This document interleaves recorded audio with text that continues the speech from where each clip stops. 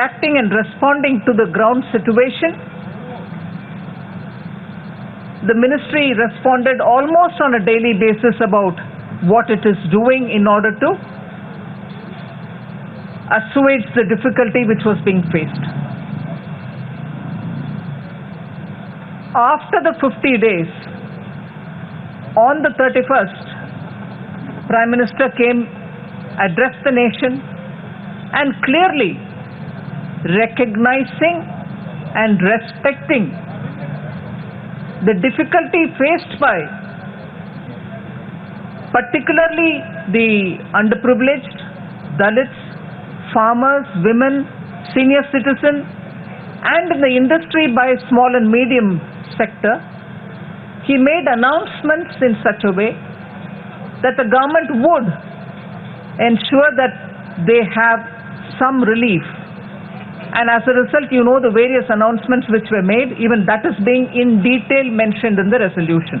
Whether it is giving money to the pregnant women, whether providing more additional funds through the NABARD for farm loans, whether it is interest subvention for rural housing or increasing the number of rural houses, and for houses which are being built after taking loan, interest subvention.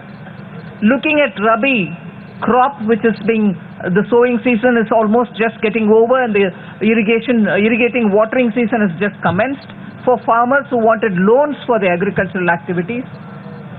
So looking and focusing on sections which need that assistance, Mudra loan being now focused with additional funds to be given for Dalits, women, those in the rural areas, and so on. So tribals. So the entire expanse of the 50 days, the various steps before the demonetization. In other words, it's a historic step which the entire executive unanimously agreed it was a historic step.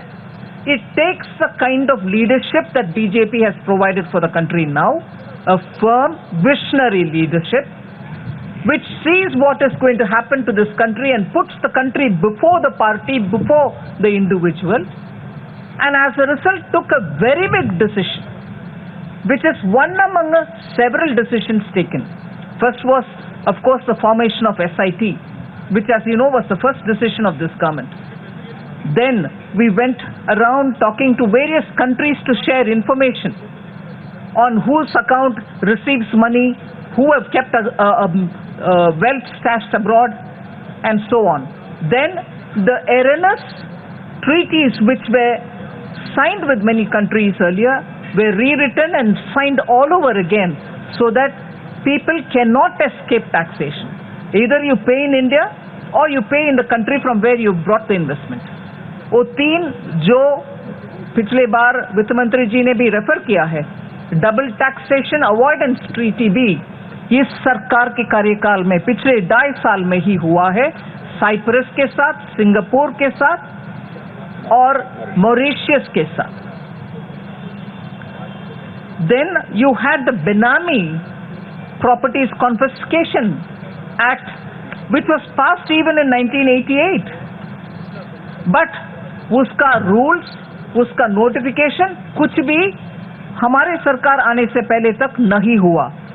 2014 में उसको standing committee को refer किया गया, उसमें amendments लिया गया और उसको पारित करने के बाद रूल्स भी किया है और नोटिफिकेशन भी हुआ है, जिससे बेनामी प्रॉपर्टीज को सरकार कॉन्फिस्केट करना और उनको जिनका प्रॉपर्टी ऐसे पाया गया उनको पनिशमेंट दिलवाना, ये सब अभी संभव है, जो कि 88 में पारित किए हुए कानून आज लागू में आ रही है. 2014 में हमने पारित किया और रूल्स में भी उसको जोड़ दिया. आईडीएस स्कीम भी हमारे द्वारा ही हुआ सितंबर 30 तक, और वित्त मंत्री जी उनके भाषण में प्रस्ताव पेश करने के समय उनके भाषण में जो 1997 में एमनेस्टी स्कीम जो तब की सरकार ने ले आया उसका और हमारी आईडीएस का जो सितंबर 30 तक था उसका अंतर एक्सप्लेन किया है कि how the earlier amnesty scheme was really no scheme because it undervalued properties. 1997 में कानून ले आ रही हो और बात बोल रही हो कि 87 के रेट में उस प्रॉपर्टी का असेसमेंट होगा, फिर उस